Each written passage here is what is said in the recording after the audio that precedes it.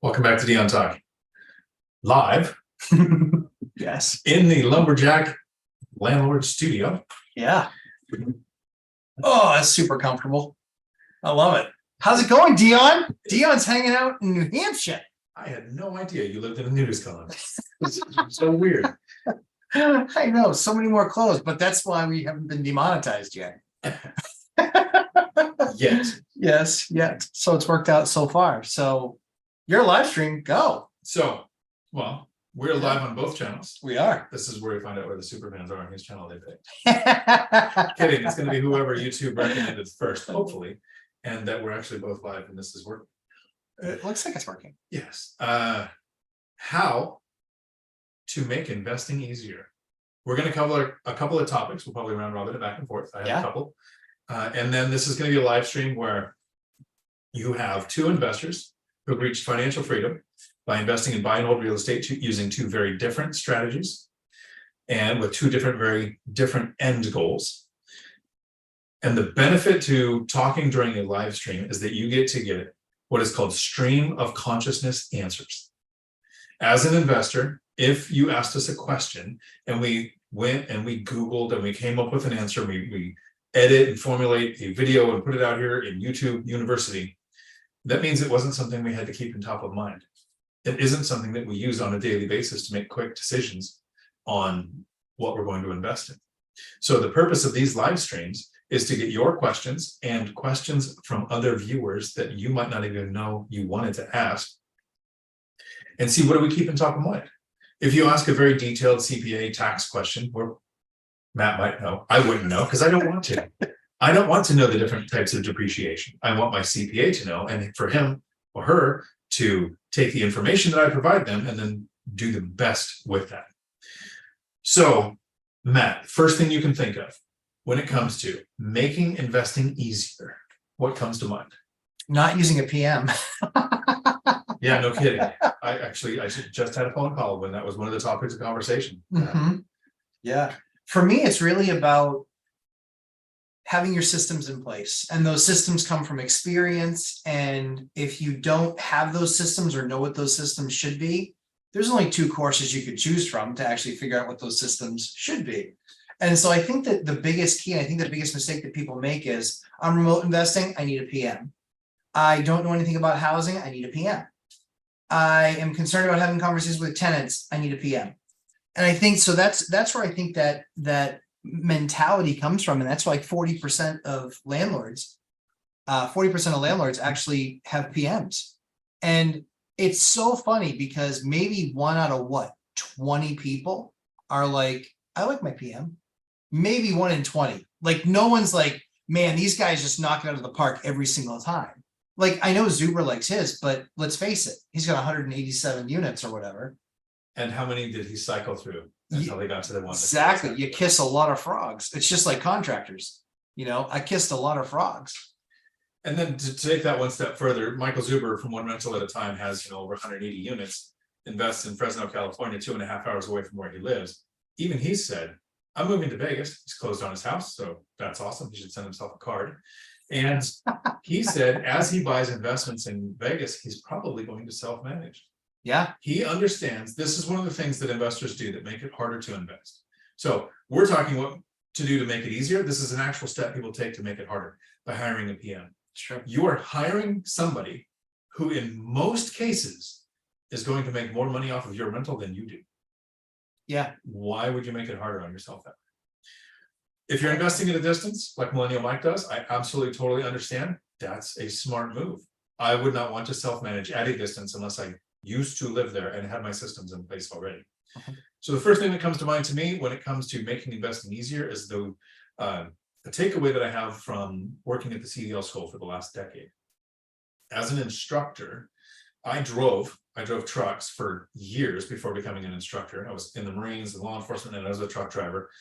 And I learned more in the first week at the truck driving school teaching students than I did in a decade driving by myself. Because when I was driving by myself, I was just trying to get the job done. If you're investing and you're just trying to invest, you'll do okay. I was an okay driver. But when I started teaching people how to drive, I really learned what's happening with RPMs when you shift. Why do you need to rev the engine faster in order to grab a lower gear? Things that most drivers might not be able to explain clearly, but an instructor has to. So when it comes to investing in real estate, if you start thinking from the position of, if I was going to teach this information to somebody, this thing I'm doing right now for the very first time, hiring a contractor, hiring a home inspector, figuring out how an appraisal works, how to talk to a lender, anything that you're doing in real estate for the first time, if you look at it from the perspective of, if I was going to teach this skill to somebody, how would I do it? What notes would I take? How would I understand the chronology of what I'm doing? When you do that and you think, everything I'm doing, if I had to explain this to somebody else, it actually is one of the first things you can do to make investing a lot easier on yourself. I agree. Yeah, I think that, like I said, that it's just, there's so many little mistakes that get made, and because we're not doing this for a project like one flip, we're doing this for 10 years, 20 years. And it's like one of the things that, I always talk about is, I wish when I first got into it that there were people that did what I wanted to do, so I could have just paid to get all their knowledge, to not have to go through all the pain. Like, that's the least expensive lesson, is learning it from somebody else. So yeah, I think that, certainly the PM thing and processes, and even the remote thing, I think the biggest issue that I have, I think, with PMs just in general, is that if you're hiring a PM, everybody thinks, well, I've got a good PM, I'm safe. Oh yeah, want to bet? Because we never hear stories ever about remote investors that get ripped off by their PMs. You need to know about what you're doing. You need to study your craft. You need to understand, this is what a piece of sheetrock should cost. This is what a piece of plywood should cost. This is what trim should cost. This is what a window should cost. That way they're not just like, oh yeah, that was a $250 Fetzer valve and it's all ball bearings these days, like Fletch used to say. I mean, it's not. And that's the thing is that you have no idea. And I think the other thing too is, there's a lot of people that invest in real estate where English isn't their first language. And I'm not making fun. I can barely speak English. So the fact that those folks speak 2 or 3 languages, but English not being the first one, contractors will more than likely try to take advantage of you. And if you don't really know what you're doing, you're going to get got. And it's not to the tune of like, oh, he got me for $50, that guy. No. It's like 500, 1,000. Even when you were going through it, when you were getting all your stuff quoted out, you had people telling you, yeah, unless it's at least, $10,000, I'm not showing up. And then you got that work done for like $4,000. Well, it's because you did the work, you knew what you were doing, you made it through that process, you know how to negotiate with these vendors. That saves $6,000. That wasn't like a little bit here on a little tiny example. This was a big number. So I think that people really need to understand that component of it. The buying side's nice, and it's the sexy part that a lot of people talk about. But you know what the most fun, sexy part is? Margin. Dion's got margin coming out his ears. It's margin. That's what we all are after. We're after margin. And the way that you create margin isn't just what you're getting for rents. It's controlling your expenses. True. Like when somebody says you should take out a cash out refinance on that paid off property so you can have more money to invest, but you would have actually increased your monthly expenses and decreased your margin. Mm-hmm. You can sit back a year later and go, we were both right. 100%. 100%. I agree. So here's 4 words that can help you make investing easier. The topic of this video. These 4 words will help you with investing, with your work, parenting, with dating. These are 4 words I want you to think about. Pen and paper ready? Confidence comes from competence. Yeah. It's a lot easier to make a move when you're investing if you're very confident in what you're doing. When somebody looks at me and Matt and goes, hey, run the numbers on this rental in your market, in the asset class that you invest in less than 30 seconds, we have a fairly good idea of what we're doing with confidence to go, okay, it's worth my time to take a deeper look at that property, or I'm confident that that's one I'm never going to look at because that price is ridiculous or that area is bad. McKinley Avenue. Yeah. So the demilitarized zone. When you learn a skill with investing, it makes sense to go to the next phase. If you don't know how to save, should you talk to a lender? Right, a lender's not going to know what to tell you how much you can borrow if you don't know how to save. So the first thing you want to do is get competent at saving. How much do you make? What can you do to increase it? Is that learning a new skill, becoming more attractive to your employer, working overtime, developing a side hustle, changing companies for a better career, starting a business, whatever it is in your circle to increase your income? Once you increase your income, you figure out, wow, I can make money. Now you can look at your expenses. That confidence that I know how to make more money gives you the competence to say, now if I can reduce my expenses, I'm actually going to get this margin in my saving that I can then put to work. So now if you know how to save, before you go talk to a lender, because it seems like, okay, now I know how to save, I should go talk to a lender. There's another step. If you go and you learn how to work on your credit score. If you do some research, some really simple things like look up what is credit utilization. If you don't know what that means, you probably don't have a really great credit score. You could if you're just doing some things right. But if you understand what credit utilization is, you know that if you use 10% or less of what your available credit is on a line of credit, that can increase your score by up to 30 points. And if you go over that 10% credit utilization, you can decrease your score by 30 points.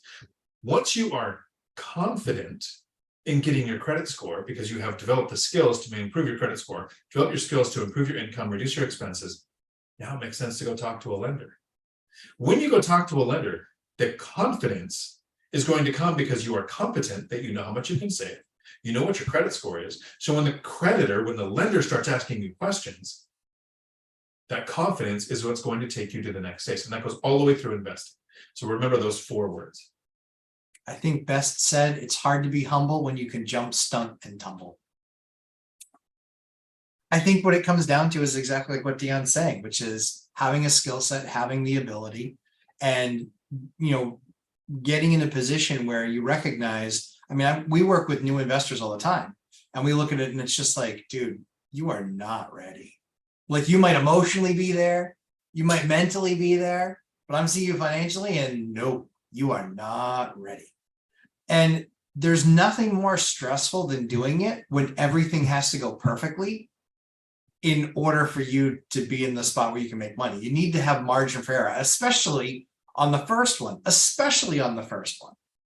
you know? So yeah, that's what I think. I think making it easier is about investing in time in yourself, investing money in yourself, upping your skill set, getting a better idea and understanding of, you know, experientially what other people go through. And there are way too many courses out there that talk very theoretically.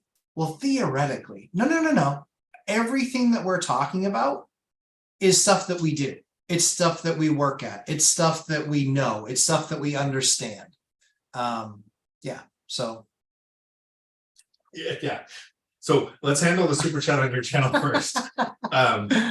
Brandon Ayers, Fortified General Contracting. Hey, Brandon, are there different tax implications between short, medium, and long-term rentals? How would you categorize the rental duration of those categories? So, so they're not really, because it's really all about, it's really all income, and it's basically just income minus expenses, as far as I'm concerned. How I would categorize them is short-term would be anything less than, you know, a month. I would say midterm is kind of 3 to 6 months. And then I would say long-term is obviously a year lease that then translates, that might be 2 years, or might translate into to 2 or 3. Now you want to read the other one, but not out loud, just internalize that one. So Brandon, there's one kind of big tax implication when you're looking at the difference between short-term, midterm, and long-term that doesn't impact the owner as much as it impacts the tenants. It can impact the owner based on your costs to the tenant being more, so that you might have more vacancy or less demand. And that's that some municipalities are looking at short-term rentals and saying that is a taxable event in that market. It's an extra tax on top of state, on top of federal. Yes. Hotels have the hotel tax, it's a couple dollars a day. Yeah, that occupancy tax. Right, you have to figure out in that area that you're looking to invest, what could those tax implications be? And here's the kind of cool thing, Brandon, if you were here at the beginning of the video, we talked about, there are some things, if you ask someone like me or Matt, how do you get the best interest rates? We'll have an answer. If you say, how do you find your contractors? We'll have an answer. If you ask a kind of a detailed tax question like that, we would go to the pro. So I know it's kind of a scapegoat answer when you go, oh, you have to talk to your CPA first, but it's a good thing to be thinking about. And I agree with Matt, you know, less than a month is short term because they don't sign a lease that gives them occupancy protections in court in most cases. Midterm is usually less than 6 months, but it can be more. You can sign a 9-month lease with a short-term tenant. The idea is they're there for a set amount of time and it's usually furnished, your midterm rentals. Long-term can be anything, can be month to month, but the tenant plans on living there a long time and it's not furnished. So those are kind of the differences. Then it comes down to the level of work. And for a long time, I talked about this thing called the real estate X factor. The more risk you're willing to take, the more money you could potentially make. The more work you're willing to do, the more money you could make. And it's kind of inverted. Short-term rentals make more money than midterm rentals, but take less work. And this trips a few people up. They think short-term, you've got that higher turnover. No, you have automated Airbnb and VRBO approval settings you can do to where you don't have to approve the tenants. You have a cleaning company that goes out there between tenants, and you have some maintenance issues. So you might be handling a few techs. With midterm rentals, short-term, the tenants are coming to you. With midterm, you have to go find the tenants. You have to screen backgrounds. You have to look at credit scores. You're signing an actual lease that gives tenancy protections. So for a long time, I would say self-managing short-term rentals is the most work and the most money. But I think self-managing midterm rentals is more work for less money. So that X factor, you have to really look at what you're doing. What you're doing is taking more work, more time commitment, and if it's worth the money. The last thing I always like to cover if somebody's looking at comparing asset classes like short, mid, or long is if you buy a short-term rental, make sure that it makes sense as a midterm or a long-term rental, because as Vegas and a town in Texas just found out, the legislation can change and overnight, you can't do short-term rental there anymore. They tried in Hawaii to go 90 days or less and canceled it. And thanks to the financial firefighter, Mark, aloha, if you're out there in Futureland, it didn't stick. That was overturned. So you really have to watch the legislation because you don't want to get stuck owning a property that had to be a short-term rental, and then you lose the ability. And now other investors won't buy it for what you paid because you can't use it for the purpose of making the amount of money that you thought you needed to. Want to talk to your kid over here in the super chat, man? I know it's not my son because he can't type. This is from the lumberjack landlord's son. Are you adopting? Because I know. Absolutely not. Yeah, hell no. Dad and Dion. Well, Yeah. at least they know who there. Perfect. I got my first fourplex with W2 job. I'm looking to scale a little quicker. Thoughts on DSCR and things to consider. You first. So thoughts on DSCR and things to consider. I don't love DSCR loans for those that don't already have the 10 with Fannie and Freddie, because they're significantly more expensive. But really the purpose of that loan is for people that are investors that already have their first 10 loans, or for some reason, it doesn't make sense for them to go through a bank. You will usually pay 1.5 points more for DSCR. And I don't see the reason to pay 1.5 points more for an asset, because that could literally take you from not making money or making money to not making money. So I don't love DSCR. I think it's applicable. I think it's always something to investigate. But quite frankly, if you're getting if you're under 10 mortgages, you really should be going FHA if you can, or conventional, unless if there's some issue why the house shouldn't go FHA. So there's a couple of things to consider here. What did you name your son? Your lumberjack landlord son? Apparently just lumberjack landlord's son. Good, strong, masculine name. Stacy. Yeah. So, or Dion. If you want to go with a really strong masculine, that's always a girl's name, Dion. Okay.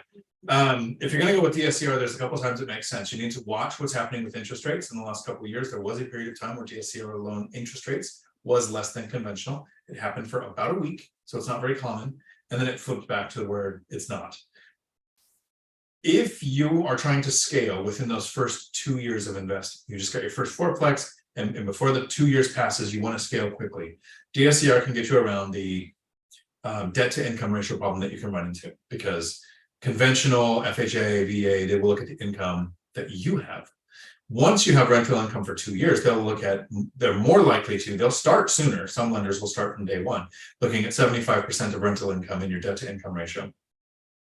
DSCR loans don't look at your debt to income ratio. They don't look at your work history. They don't look at your salary. They do look at your credit score, and they do look at how that property would perform. So you could scale faster, but it does take a larger down payment. Most DSCR loan lenders that I've seen, there have been a couple of times where I've seen them drop down to 10% for a small multifamily, but usually it's 20, 25, or even 30% to get that DSCR loan locked up. If you have any questions, you can reach out to me. I have a guy who does DSCR loans. I can connect you and he can answer all of your questions. Hopefully Alex is also getting business out of it, not just answering questions. Send them exactly. But once you have those 2 years and you've learned how to manage a property, maintain a property, file taxes on a property, find, screen, and keep tenants, then lenders will start looking at 75% of the rental income on the properties you want to purchase. So the scaling for those first 2 years is difficult. And it's not like the first 2 years are hard, the next two are half as hard, and the next two. It's as soon as you pass 2 years with rental income on your tax returns. I've had lenders tell me, you can borrow as much as you want, as long as you have the down payment for it, because 75% of the rents that we're looking at would cover it. There's another kind of caveat that they look at. They want to have the majority of your leases to have more than 3 months remaining. So if you have this new fourplex and you have some month-to-month tenants, they're not going to actually help you when it comes to looking at your DTI. Right. So you want to look at longer leases. And sometimes you'll have a tenant I had a tenant that I was helping find a house. And I said, here's my agent. Here's my lender. Let me tell you how duplexes where you do buy a single family house, because I got them on the property ladder, but not the right way that I would like to. So what we did is we signed a nice long 1 year lease to protect me, to make it easier for me to get my next mortgage. And it had a $50 lease termination fee. So the lenders would see the longer than 3 months remaining on the leases, but the tenant knew as soon as he found a house, he can get out of that lease and doesn't have to pay till the lease breaks or pay for a whole month's rent or anything like that. Giving the tenant what they wanted, me what I wanted, and lenders what they wanted.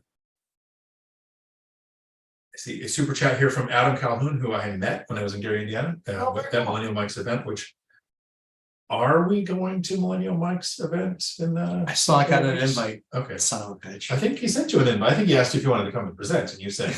And I was like, if I go, I'm only there to support. To support, right? Yeah. Yeah, I don't know how to speak. I've got the invite. I have to look at the schedule because there's a lot of naps that I'm. Yeah, exactly. But Adam, thank you for the super chat. It's much appreciated. I close on my second property, first one in Gary, Indiana, on Monday. Awesome. Appreciate all the info and real estate advice from all the REI vendors. That is really cool. Congratulations. Congrats. That's awesome.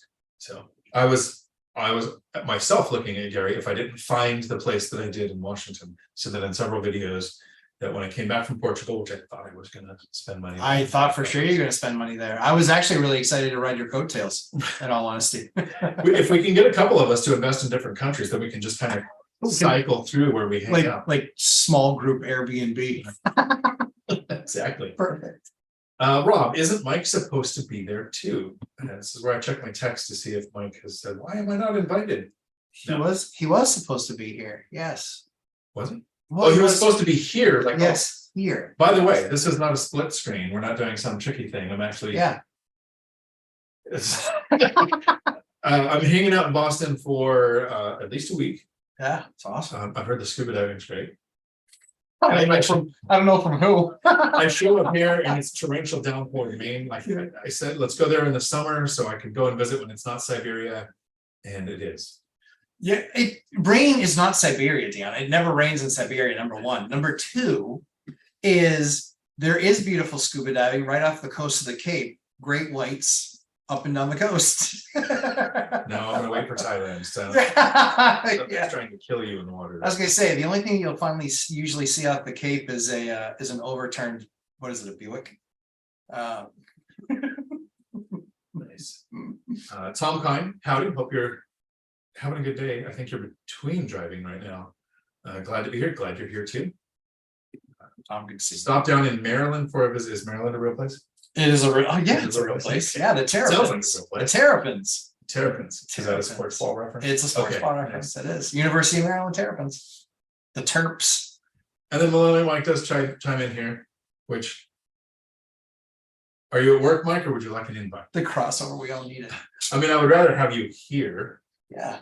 Come hang out, Mikey. In all caps, because Mike is screaming at us in our head. Oh, Morning, Mike. Howdy.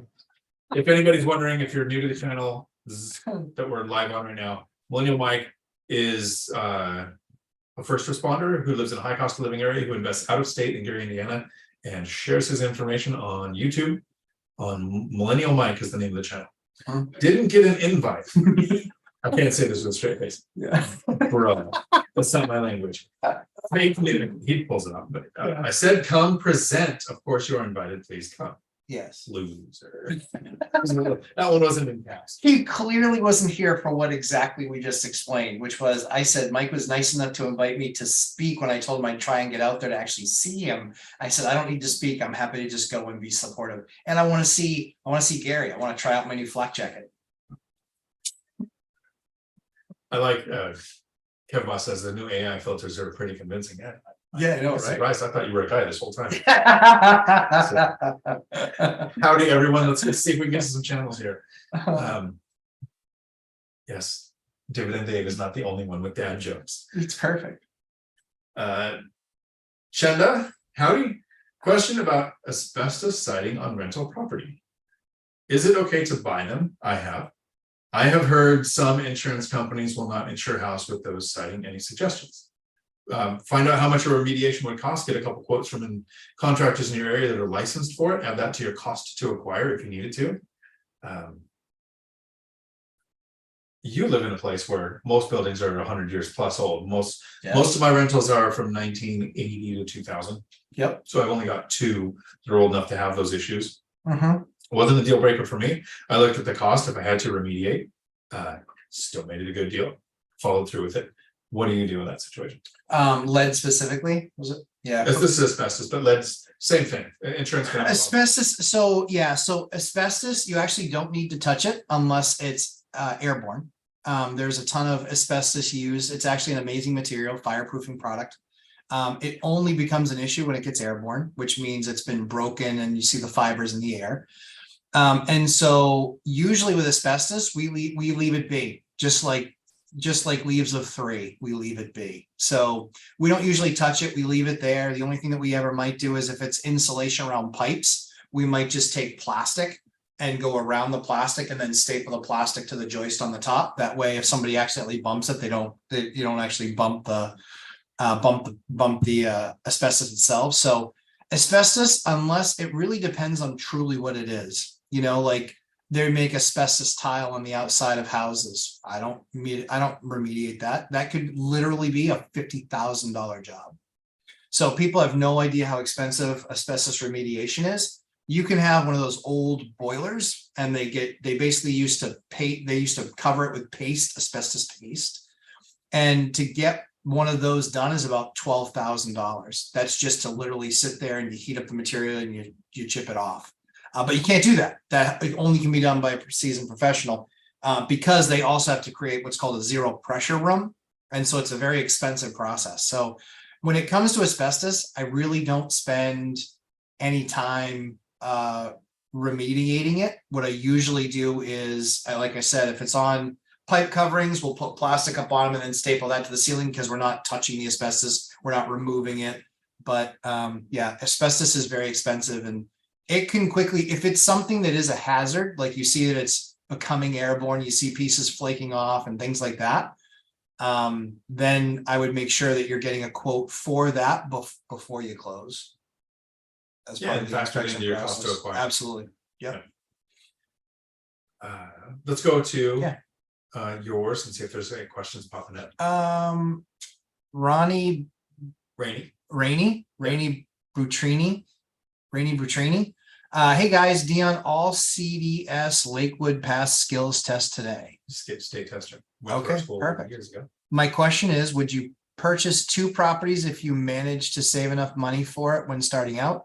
Or would you use the extra money not needed money for emergency? That's a great question. What would you do, Dion? So there's a couple of factors to look at there, Rainey. First, awesome. Glad you had a good day testing. How much reserves do you have if you buy both properties? do you have enough reserve for things that are going to pop up? If you do, I would look at both. Do you qualify for the lending if you're looking at both of them? Because those two mortgages might impact your debt to income ratio. And if you haven't owned a rental for those first 2 years, they're not going to be looking at all of your rents in your debt to income ratio. So there's a couple things there to look at. Could you qualify for the lending on both of them? Do you have lenders that are okay with it? And don't try something sneaky like doing them both at the same time with different lenders so that they don't know, because they will find out. And if you can qualify and you have the reserves to buy two, do you have the bandwidth to handle that much at once? If you've had a rental, you already have a lease, you already have handyman you can call, you already know how to find contractors using the Thumbtack app. If you have 1 or 2 rentals, I would totally buy two at the same time. Buying two, I think, Rainey, you should email me and say, these are the 2 I'm looking at. This is how much work it's going to take. This is what my work schedule looks like. Honestly, reach out with, let's get details on that specific thing. I'll put my email in the chat. On yours. Oh, yeah, just Rainey, it's Dion at DionTalk.com. You should be able to find that. Then spell my name right. But it's possible to do it. Financial firefighter Mark down in Hawaii emptied out his 401k, purchased 14 rentals in his first 2 years. So it's absolutely doable. He is going as bald as I am now because he had some addictions and some rehabs and some problems pop up. And when you're just starting out and you don't have your systems in place, he has said in videos on my channel, so I'm not calling him out on something, he has said he kind of wishes he went a little slower, but 14 is totally different than 2. I think 2 is doable. If you have some of those systems, do you know how to use the Thumbtack app to find contractors? Have you built the list of 24-hour-a-day, 7-day-a-week plumbers, 7-day-a-week electricians? Have handymen that you can call, 2 or 3 of them. If you have those in place, I wouldn't hesitate.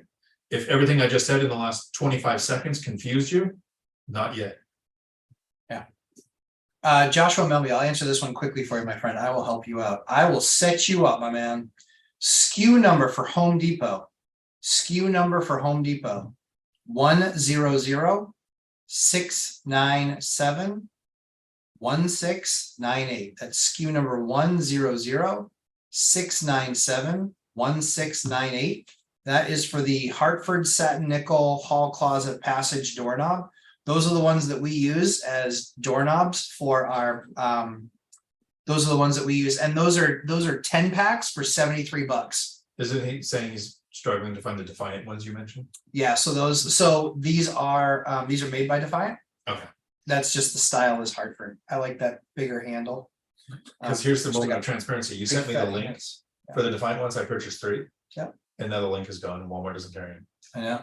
So I want 3 more. I know, I'm trying to, actually, they Home Depot just got a massive stock order in.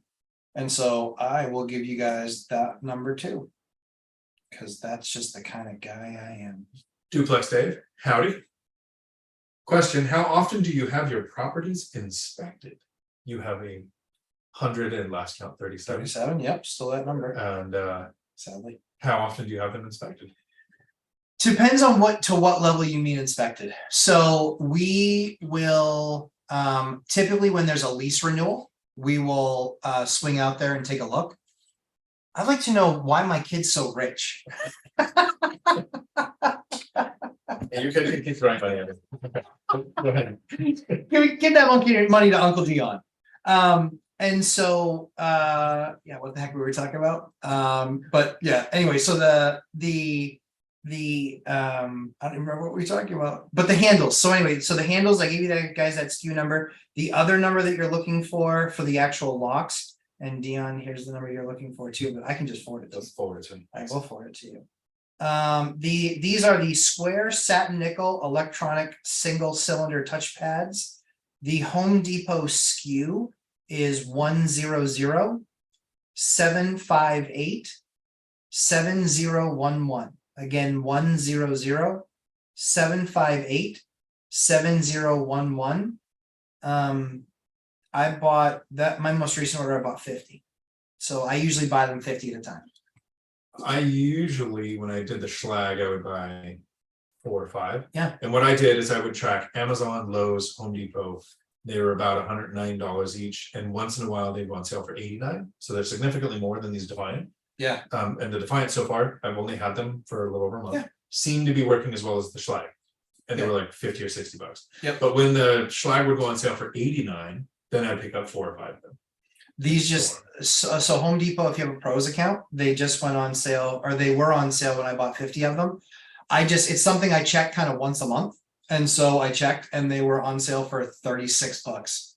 So I was like, yeah, I'm buying 50 So before we get to Lumberjack Landlord's Son, again. Yeah, sure. LJLS, sounds Yes. a little Mormon, but Yes. how often do you have your properties inspected? That's what the question. That's what it was. Sorry. Yeah. So sorry. Dion's so close to me. I'm getting memory issues.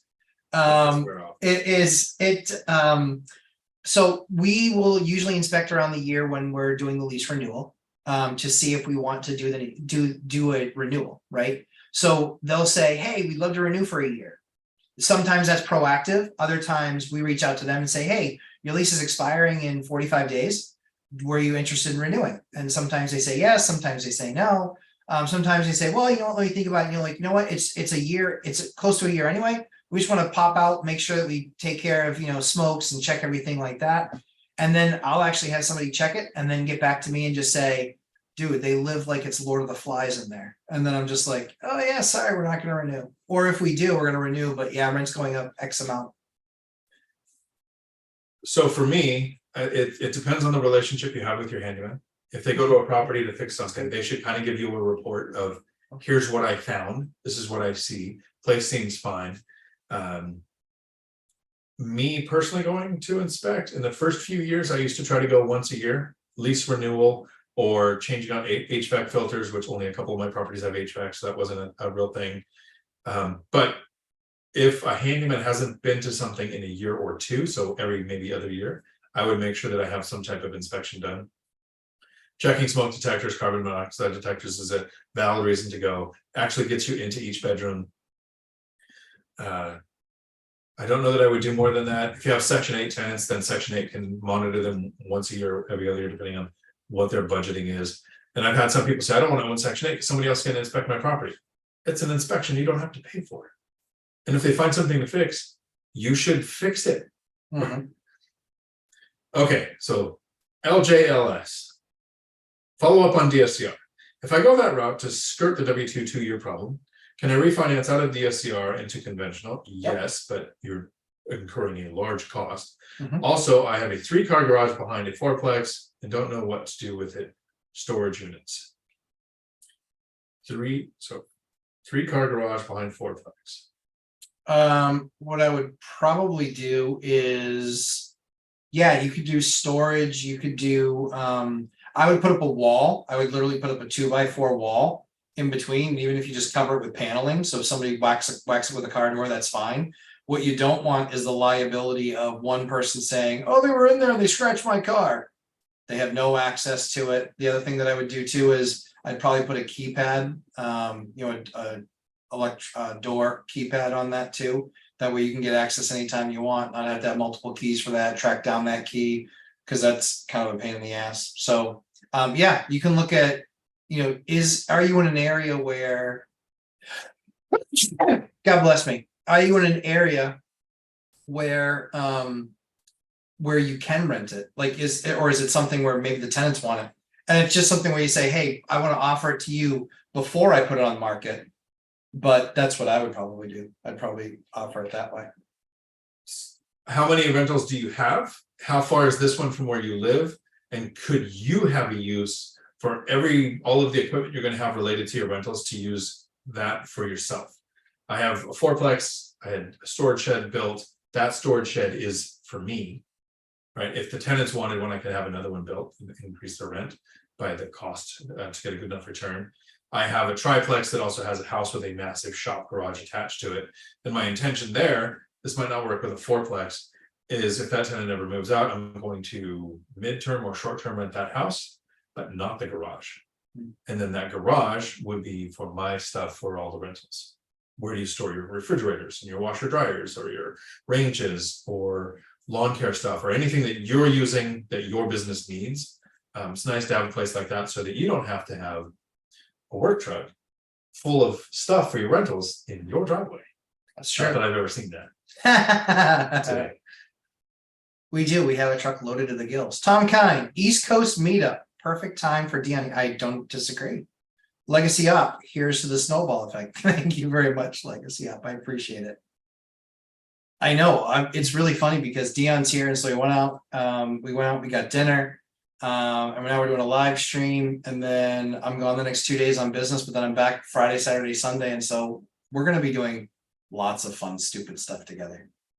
Yeah, no, it actually works out pretty good. I've got to try to re-record. I'm still doing for Zuber the one rental at a time audiobook, and Audible is fighting me on every file I try to put in there. So gives me some time here to handle that. Why would you ever need to do that? Oh, kidding. Alantino, howdy. Just want to say thank you both gentlemen for sharing such valuable and truthful information in this field. So many charlatans out there take advantage of good, hardworking people. Wink, wink, 10x. Fair enough. Yeah, so especially when somebody reaches financial freedom a certain way and then tells everybody never do that. Yeah. Because, you know, be part of their syndication. Well, now what's really funny now is he pitches 16 units. Because a lot of people can't get in, and just like shocking, there wasn't a big long list of multi-millionaires that wanted to give a brand newbie a bunch of money to go buy a 200-unit building. I'm like, who the hell would do that? I like how Tom Kine asked, who's managing Dion? Dion. That's why it's so messed up. So I don't give parenting advice. I don't give dating and relationship advice. I don't give YouTube channel growth advice. Like I tried with Mark Matsky to give him help, and I was like, yeah, this is not my channel is this big. It's teeny tiny. Somebody like Zuber should be giving classes on. Here's how you can get 50,000 subscribers so you can have a party in Vegas, which we're starting to plan. I love it. Ryan, howdy boys. Question for you: when finding a new property, do either of you check to see if there are registered sex offenders in the neighborhood? If so, do you disclose this to tenants? Seen this in Class B areas of my buy box. Just curious. Thank you. Nope, I do a background check. And so it's my responsibility to take care of the background check on my tenants. So I know the quality of tenant that I'm putting in somewhere. But people have the address. If that's something that they're concerned about, they're more than welcome to look it up and take care of it. I think his question is if you're buying a house. Yes. And there's other offenders on the website. Nah. Yeah, I don't know what that either. Nah. So if you're really kind of concerned with that and you want to buy Class B and you think that might be something people concern themselves with, look for properties within 800 feet of a school.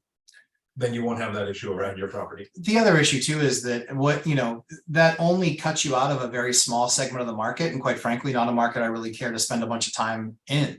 I don't want to be renting to families. That's not where I spend my time. I spend my time renting to students. I spend my time renting to roommates. I spend my time renting to retirees. Families are like fourth on the list for me. So sorry. Go ahead. So I almost titled this video because we started this. The topic at the beginning of this was how to make investing easier. I almost titled it the ways that I legally discriminate. I think I want to try in 3, 2, 1. No, there's some very simple ways. One, Sure. you don't want sex offenders in your property, buy within 800 feet of a school.